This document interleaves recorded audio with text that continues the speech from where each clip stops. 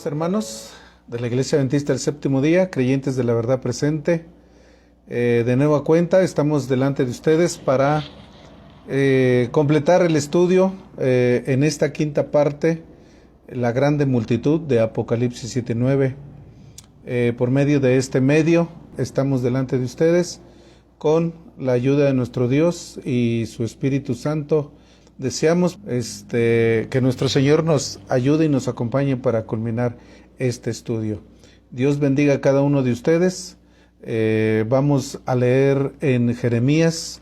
Antes de hacer una oración, quiero que por favor leamos en Jeremías capítulo 33, versículos del 1 al 3.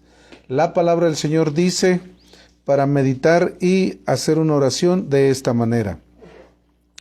Y fue palabra del Eterno a Jeremías la segunda vez, estando él aún preso en el patio de la cárcel, diciendo: Así ha dicho el Eterno, que la hizo, el Señor que la formó para afirmarla, y el Señor es su nombre. Versículo 3. Clama a mí, y te responderé, y te enseñaré cosas grandes y dificultosas que tú no sabes. Había una situación en los días de Jeremías, el pueblo estaba por ser cautivo y obviamente esta situación pues obviamente iba a traer un desconsuelo dentro del pueblo de Dios, pero por medio de Jeremías nos invita a que siempre que hay algo que dice aquí nosotros no sabemos, clamemos a Él en oración y con un espíritu, como hemos leído en algunas introducciones de estos temas por medio del espíritu y profecía, Dios nos ayude a seguir escudriñando y investigando. Vamos a hacer una oración en esta hora.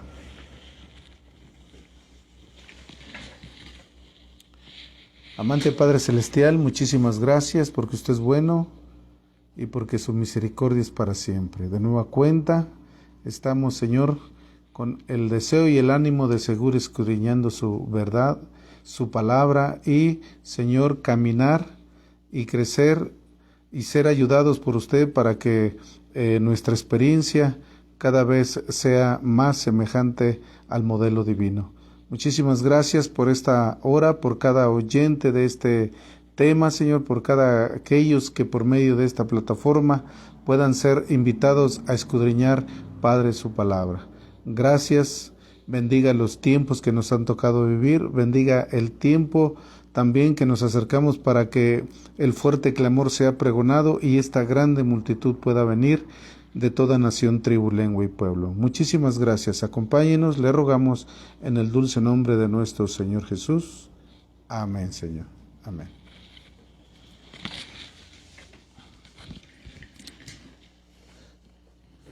Bien, estimados hermanos, en esta última parte veremos, además de lo que hemos visto acerca de los primeros frutos, acerca ahora de los segundos frutos, acerca de el manto, el vestido blanco que ellos tienen, hablando de su palma, hablando de que ellos pasan por una grande tribulación, que fue la última parte que vimos en el estudio anterior. Ahora veremos en ellos en Apocalipsis 7:16.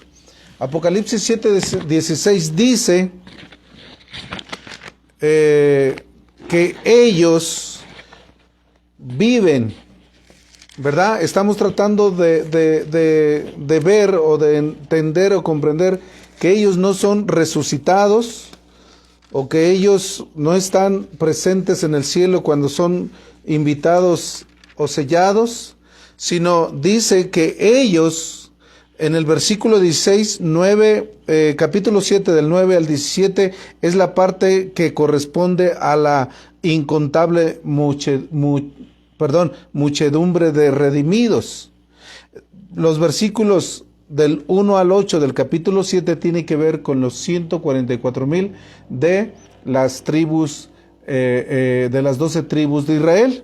El versículo 16 dice: no tendrán más hambre ni sed, y el sol no caerá más sobre ellos, ni ningún otro calor.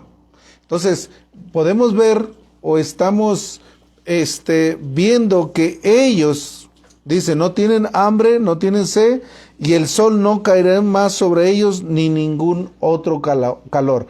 La profecía o Apocalipsis, de acuerdo a los simbolismos y a la parte profética que nos desarrolla el apóstol Juan a través del Apocalipsis, nos dice en Apocalipsis 16, versículos 8 y 9, nos habla acerca de las 7 plagas, las 7 plagas postreras. En los versículos 8 y 9 veremos que la cuarta plaga, versículos 8 y 9, la cuarta plaga habla de que el sol quema a los hombres. Y dice que ellos no van a tener hambre, no van a tener sed, y ningún calor, ningún sol los va a dañar. La cuarta plaga dice, y el cuarto ángel derramó su copa sobre el sol, y le fue dado quemar a los hombres con fuego. Y los hombres se quemaron con el grande calor, y blasfemaron el nombre de Dios, que tiene potestad sobre estas plagas, y no se arrepintieron para darle gloria, hermanos. Entonces, ¿cómo ellos son resucitados si ellos pasan por la cuarta plaga antes de que venga Cristo Jesús? Al final de la séptima plaga, cuando toca la trompeta y aparece Cristo Jesús, los muertos en Cristo resucitan primero, vamos a decirlo así. Y ellos, ¿verdad? Versículo de Apocalipsis 7:16, ¿verdad? Dice que no tienen hambre, no tienen sed, y ningún sol, ningún calor los va a dañar. La cuarta plaga habla de que la copa fue derramada sobre el sol y le fue dado quemar a los hombres con fuego. Y los hombres se quemaron con el grande calor, y ellos blasfemaron el nombre de Dios. Pero esta grande multitud, no solamente la grande multitud, también los 144,000 pasan por esta plaga, ya que ellos viven, existen antes de la segunda venida de Cristo. Esto demuestra entonces, hermanos, claramente que ellos no son de los que resucitan cuando viene Cristo Jesús. Ellos viven en tiempo de gracia. Ellos viven en un tiempo de angustia. Recuerden que ellos pasan grande tribulación, grande angustia, Daniel 12:1.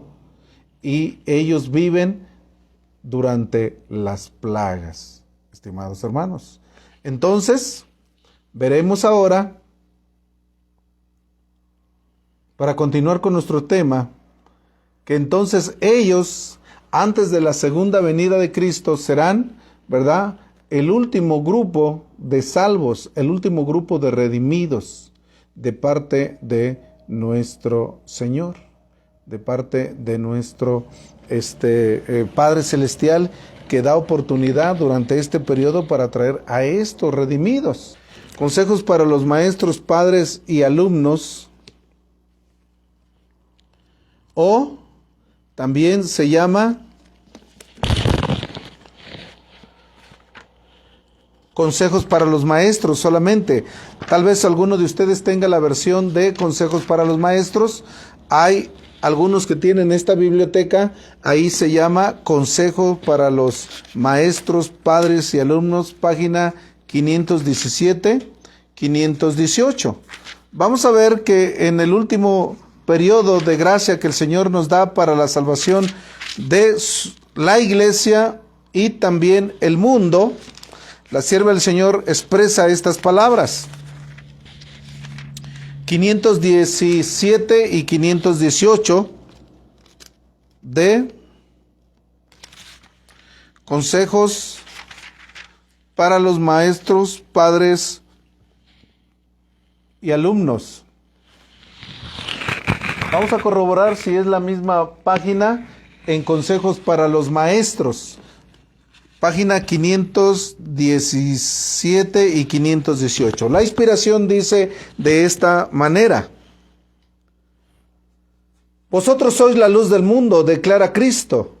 Así alumbre vuestra luz delante de los hombres para que vean vuestras buenas obras y glorifiquen a vuestro Padre que está en los cielos. Mateo 5, 14 y 16.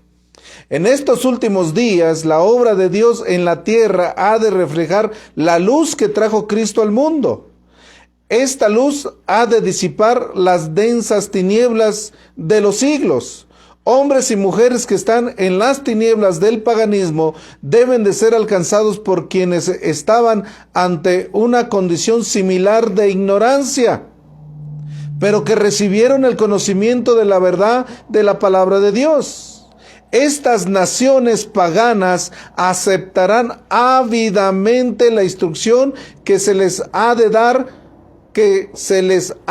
en el conocimiento de Dios. Muy preciosa es para Dios su obra en la tierra. Cristo y los ángeles celestiales están velando sobre ella en todo momento. A medida que nos acerquemos a la venida de Cristo, más obra misionera debemos hacer. El mensaje del poder renovador de la gracia de Dios será proclamado a todo país y clima, hasta que la verdad circunde el mundo. Entre los que serán sellados, habrá quienes vendrán de toda nación, tribu, lengua y pueblo. De todo país se reunirán hombres y mujeres que estarán delante del trono de Dios y del Cordero, exclamando: la salvación pertenece a nuestro Dios que está sentado en el trono y el Cordero. Pero antes que esa obra sea realizada, debemos experimentar aquí en nuestro propio país la obra del Espíritu Santo en nuestros corazones. Entonces, antes de que nosotros vayamos y prediquemos a toda nación, tribu y lengua y pueblo, dice que esa obra, esa experiencia debe ser parte de nosotros en la iglesia. Y entonces seremos, ¿verdad?, la luz del mundo, o el reflejo de la luz del mundo que trajo, ¿verdad?, para el mundo, para esta tierra, este planeta. El Señor desea que su iglesia debe prepararse para esta magna obra. Entonces, la grande multitud es, ¿verdad?, en el último periodo que el Señor nos da para proclamación del Evangelio, los últimos en ser invitados a venir hacia la salvación. Apreciables hermanos, entonces veremos también en esta hora que entre esta grande multitud, ¿verdad?, tampoco no hay mártires, porque ellos viven, obviamente, o son el último pueblo, o la última parte del pueblo que será trasladado a de la tierra al cielo sin ver la muerte. ¿Cómo vamos a probar esto? ¿Cómo podemos probar que esto es así? La respuesta, hermanos, la tenemos en Apocalipsis 7:15. La palabra del Señor dice: y por eso esta grande multitud están ante el trono de Dios, y le sirven día y noche en su templo, y el que está sentado en el trono tenderá su pabellón sobre ellos.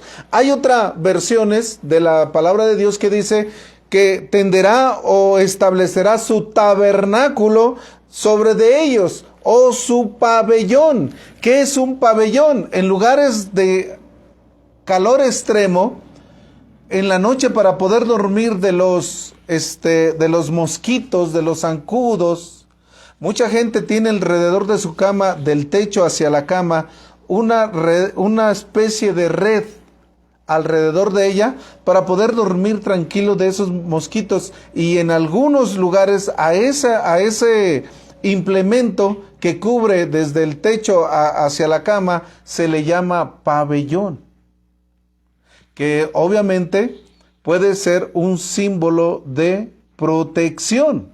Entonces dice que el que está sentado en el trono tenderá su pabellón sobre de ellos. O sea, que él hará o elaborará algún plan, una forma de que ellos no sufran daño, de que ellos no mueran.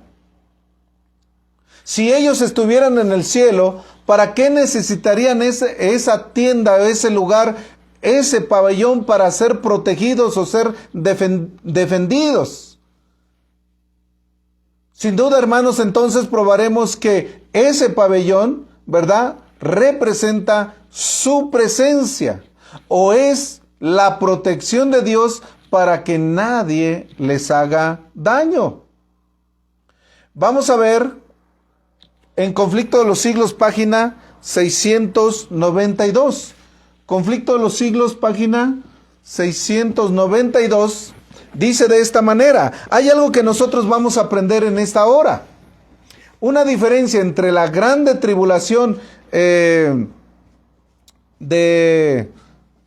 está descrita en Mateo y el tiempo de angustia cual nunca fue. En el tiempo de la gran tribulación, a los santos, a los discípulos se les permitió morir, o se les concedió la muerte. No sé si ustedes recuerdan cuando hablamos de los cristianos, después de la muerte y de la ascensión de Cristo al cielo, ¿verdad? Hay un ejemplo que se me viene a mi mente, cuando Nerón perseguía a los cristianos, los llevaba al circo romano, y dice que ellos, ¿verdad?, gozosamente, alegremente cantaban y glorificaban al Señor antes de ser atacado por los leones. Pero dice la palabra del Señor que esa muerte de ellos era como semilla, y la muerte de uno ganaba 10, y la muerte de 10 ganaba 100, y la muerte de 100 ganaba 1000. Vamos a leerlo en Conflicto de los Siglos, página 692. Página 692 dice de esta manera. Escuchen, hermanos. El ojo de Dios, al mirar a través de las edades, se fijó en la crisis en la cual tendrá que hacer frente su pueblo, cuando los poderes de la tierra se unan contra él. Como los desterrados cautivos temerán morir de hambre o por la violencia. Pero escuchen esto, la promesa de Dios. Pero el Dios santo que dividió las aguas del Mar Rojo delante de los israelitas, manifestará su gran poder libertándolos de su cautiverio. Ellos me serán un tesoro especial, dice el Eterno, el Dios de los ejércitos. En aquel día yo preparo y me compadeceré de ellos, como un hombre se compadece de su mismo hijo que le sirve. Tenderá su pabellón, los protegerá a su presencia. Será parte de la liberación del pueblo. Por eso dice la palabra de Dios en Daniel 12:1, y entonces se levantará Miguel, el gran príncipe del ejército, para liberar, proteger. Escuchen esto. A diferencia, si la sangre de los fieles siervos de Cristo fuese entonces derramada, no sería ya, escuchen, no sería ya como la sangre de los mártires, semilla destinada a dar cosecha para Dios. ¿Sabe que la labor de un mártir, sabe que la muerte de una persona, que muere por el Evangelio de Cristo o por la aceptación de Cristo como su Salvador en los días del Evangelio, en sus primeros años, dice que la muerte de uno de ellos, el martirio de uno de ellos, era como semilla, pero que si hoy se regara la sangre de ellos, dice, ya no sería como la sangre de los mártires, semilla destinada a dar una cosecha para Dios. O sea que la muerte de uno traía más, la muerte de más traía muchos más. Pero si hoy muriese, dice, no, porque él va a tender su pabellón delante de ellos. ¿Para qué? Para que no mueran, para que no sufran, para que nada los dañe. Si su fidelidad no sería ya un testimonio para convencer a otros de la verdad, pues los corazones endurecidos han rechazado los llamamientos de la misericordia hasta que estos ya no se dejan oír. Si los justos cayesen entonces presa de sus enemigos, sería un triunfo para el príncipe de las tinieblas. El salmista dice: me esconderé en su pabellón en el día de la calamidad, me encubrirá en el recóndito de su tabernáculo. Cristo ha dicho: ven, pueblo mío, entra en tus aposentos, cierra tras de ti tus puertas. Sobre ti, escóndete por un corto momento hasta que pase la indignación, porque he aquí el Señor sale de su lugar para castigar a los habitantes de la tierra. Gloriosa será la liberación de los que han esperado pacientemente y cuyos nombres están escritos en el libro de la vida. Hermanitos, con todo respeto, podemos dialogar, podemos seguir analizando, seguir instruyendo. La palabra de Dios no se impone. La palabra de Dios no puede hacer algo en nosotros que no quiera saber, que no quiera creer, que no quiera hacer, hermanos. Pero esto es claro. El mensaje se llama en el tiempo de angustia. Pero Dios tiene un plan para la última oportunidad que el Señor extiende su gracia. Y dice que ya una persona no puede morir para ganar otras almas, porque dice también que ésta no puede morir o no puede ser castigada, porque sería, dice aquí, un logro de Satanás hacer eso. Si los justos cayesen, entonces, presa fácil de sus enemigos, sería un triunfo para el príncipe de las tinieblas. Hermanos, la grande multitud, en ellos son santos vivientes, no ven la muerte, hermanos. Y otras escrituras, hermanos, nos enseñan, otras escrituras nos dicen, Isaías 54, 16 y 17. Voy a leer en contexto de esta cita, Llamadas Oportunas, volumen 1, mensaje de la verdad presente, la vara del pastor, hermanos. Llamadas Oportunas, volumen 1, número 39, página 7.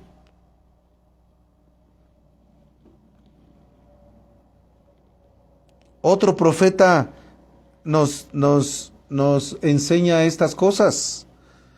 Nos enseña o nos dice algo similar, que el pueblo de Dios no será dañado en esta última parte del fuerte pregón. Página 7. Isaías 54, 16 y 17. He aquí yo hice al herrero que sopla las ascuas en el fuego y que saca la herramienta para su obra. Y yo he creado al destruidor para destruir. Ninguna arma forjada contra ti prosperará, y condenarás toda lengua que se levante contra ti en juicio. Esta es la herencia de los siervos del Eterno, y su salvación de mí vendrá, dijo Isaías. Capítulo 54, versículos 16 y 17. Hasta ahora las herramientas o armas que fueron fabricadas en contra de ella han prosperado, pero la iglesia aquí en profecía ha de ser protegida.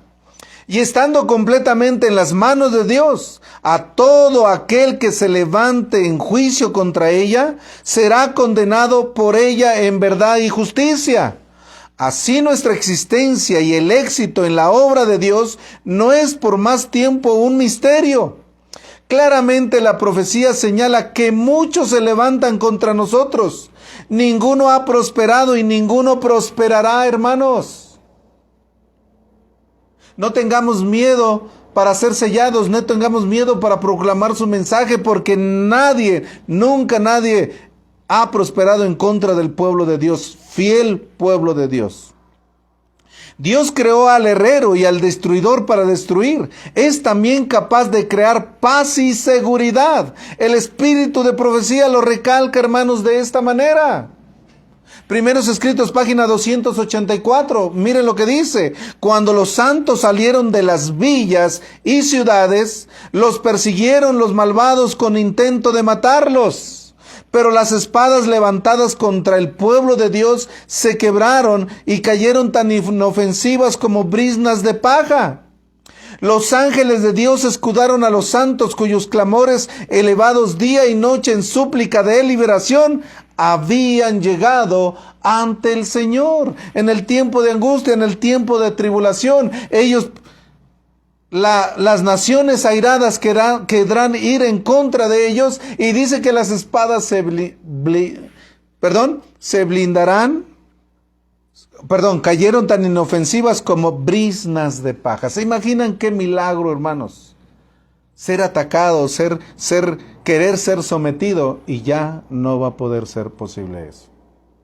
Porque Dios, por eso se ha levantado Miguel, para proteger y para liberar a todos aquellos que se hayan escritos en el libro. Nadie más, los que están escritos en los libros del Cordero.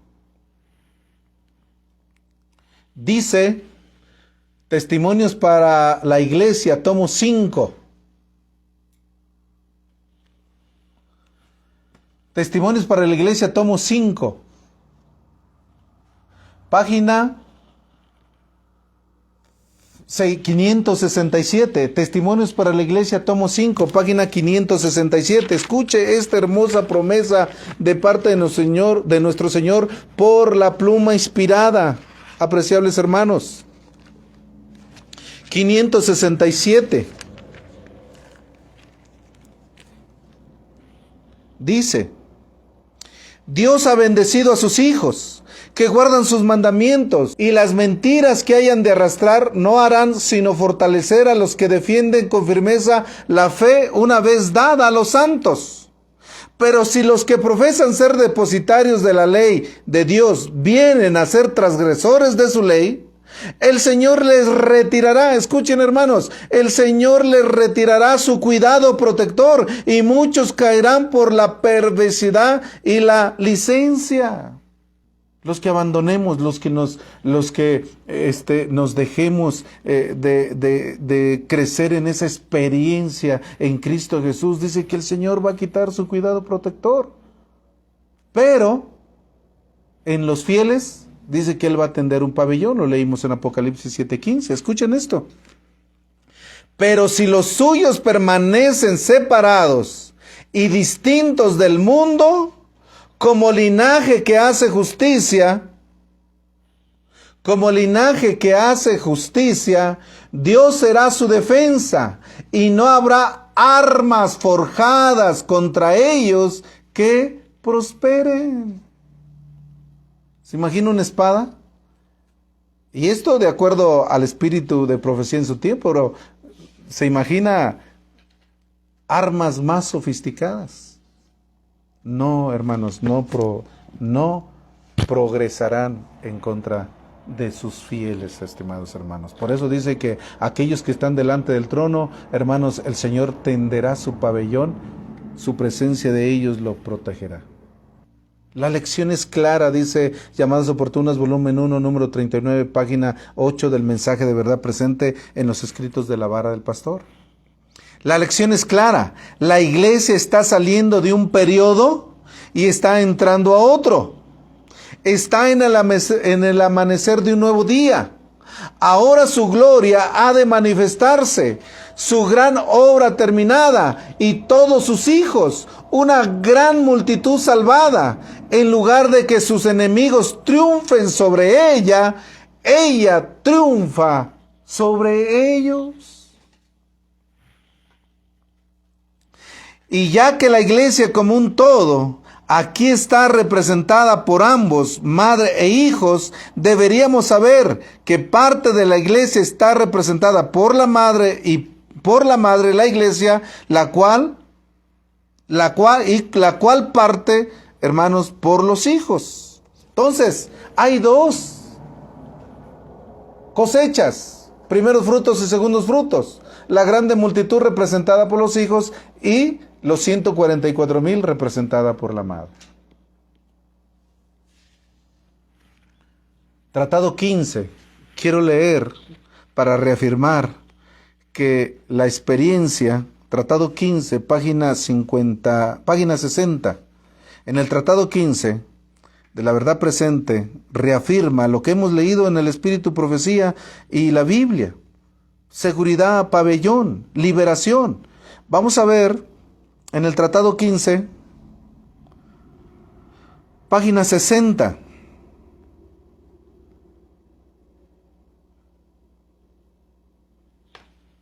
Porque muchos no entendemos esta parte. En la cita anterior leímos que estamos saliendo de un periodo y estamos entrando en otro periodo. Estamos viviendo el periodo del juicio para los muertos. Pronto entraremos al periodo del juicio para los vivos. El periodo de la ira de las naciones. Y luego entraremos al periodo de la ira de Dios. Y ahorita estamos en el periodo del juicio para los muertos. Y pronto estaremos el juicio para los vivos, o el mismo periodo es llamado la ira de las naciones en contra de su pueblo. Y entendamos por qué no hay mártires. Porque en el periodo, dice, la diferencia entre la grande tribulación tal como jamás hubo desde el principio del mundo, Mateo 24, 21, hubo una gran tribulación predicha por el profeta Daniel. Y que cuando esta viniera, dice, huyan a los montes. Pero en ese periodo, en ese tiempo, ese periodo se le llama la grande tribulación. Y el periodo que está por comenzar cuando se suelten los 4 vientos y se establezca la ley dominical o el tiempo de angustia cual nunca fue, está descrito en Daniel 12:1. La diferencia de la gran tribulación y el tiempo de angustia como nunca antes fue desde que existió nación, Daniel 12:1, es que durante la gran tribulación de Mateo 24, 21, los santos son muertos.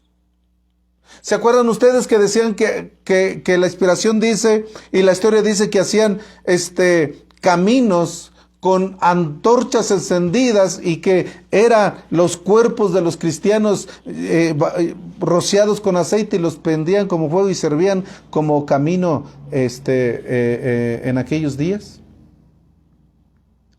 Porque en el tiempo de la gran tribulación, de Mateo 24, 21, ellos se les permitió morir y que ellos eran semilla, ¿verdad?, para la salvación de otros.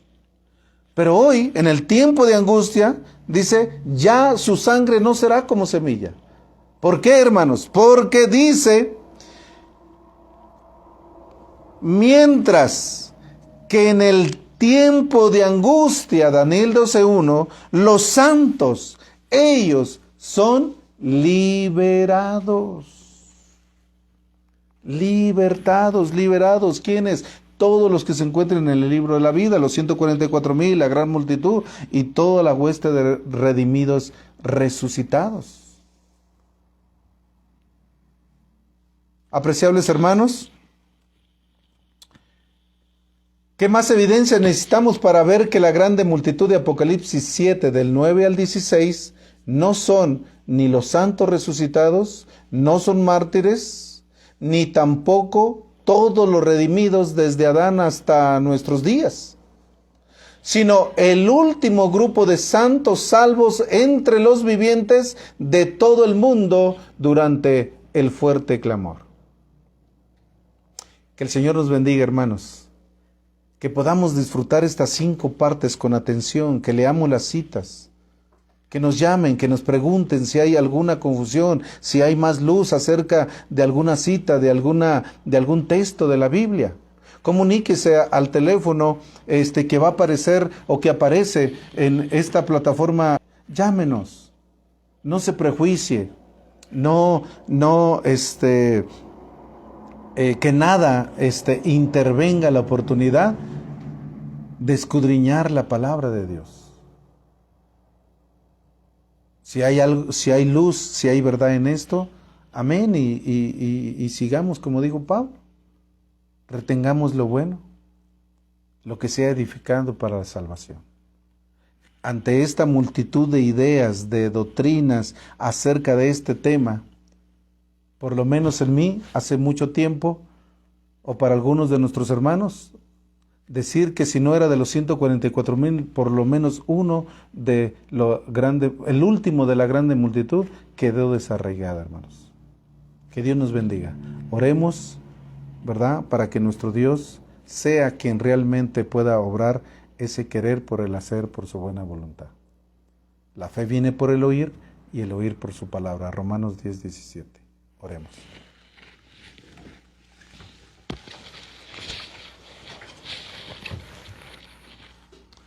Gracias, Padre Celestial. Gracias, Señor Jesús, por esta oportunidad. Gracias por ese don inmerecido que fue o es la oportunidad, Señor, para que nosotros podamos ser salvos. Su muerte en la cruz del Calvario, derramando su sangre para limpiar nuestros pecados, Padre. Pero ese arrepentimiento, esa fidelidad no viene, Señor, por la ignorancia, no viene, Señor, sin escudriñamiento, sin su palabra. Viene, Señor, con la oportunidad de ser oportunamente santificados en su verdad. Perdónenos, Señor, si le he agregado, o si le hemos agregado, o si le hemos quitado. Sabemos lo que pasará con los que le agregan y con los que le quitan. Por eso no permita, Señor, semejante situación. Mejor ayúdenos a escudriñar, como nobles verianos, dice su palabra. Gracias por este tema, la grande multitud de Apocalipsis 7:9. Estas 5 partes sean oportunas para aquellos deseosos de escudriñar y adelantar en su palabra. Gracias por el don que nos da también para compartirla. Quite usted siempre nuestra suficiencia propia y ayúdenos siempre a expresar correctamente lo que su palabra dice. Gracias. Bendiga a la Iglesia Adventista del Séptimo Día. Bendiga a los creyentes de la verdad presente. Bendiga la obra de reforma que se está llevando a cabo dentro de su pueblo. Ese reavivamiento pueda coronar, Señor, obviamente a ese pueblo que vendrá o que estará cuando usted venga con grande poder y gloria. Muchísimas gracias. Acompáñenos en el dulce nombre de nuestro Señor Jesús. Amén, Señor. Amén.